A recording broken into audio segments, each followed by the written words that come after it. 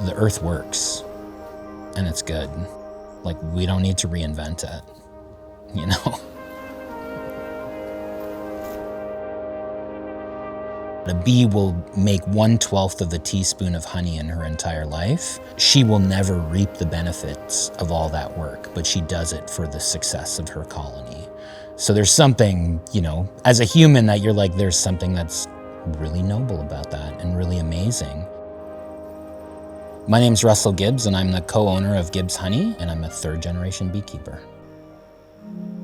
I was talking to my dad about how a lot of friends of mine at the time were getting into having like little market gardens and things like that. I'm no good at gardening, so I want to do something. And my dad was like, well, he's like, it's time for you to figure out how to keep bees. And he's like, you know, your grandfather did it, your uncles do it. As soon as I started doing it, I really connected with it, because the greatest thing about working with bees is that you're in their world. So they have a fully functioning society, and it's a really cool thing to be a part of. And to be able to do that for a job is great. And then, you know, at the end of it, you get honey if you do all the things right, which is cool. It gives you something to sell. Once you see a bee fly off and bring back some pollen attached to her legs, you have a whole new appreciation for what goes into that food. I'm Andrea. I'm a co-owner at Gibbs Honey, and I'm also a honey sommelier. Some honeys can be like water white, almost clear, very, very light in color, all the way down to like a really rich, dark brown.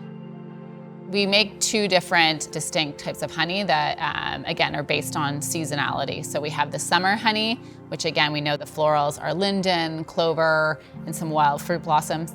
And then we have our fall honey, which is generally goldenrod, and we try and seek out some buckwheat as well. It's a really unique kind of agriculture. There are no fences in beekeeping. If the bees want to leave, if we're not doing a good job, they just go.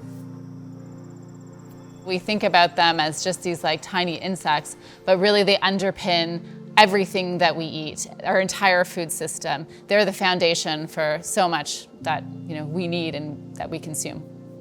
The bees will tell us when we're not doing something correctly. And I don't mean that just as a beekeeper, I mean that in the scope of the world. You know, a lot of people say that bees are the canary in the coal mine. You know, what we face with that is that if they start tanking, we're not too far behind.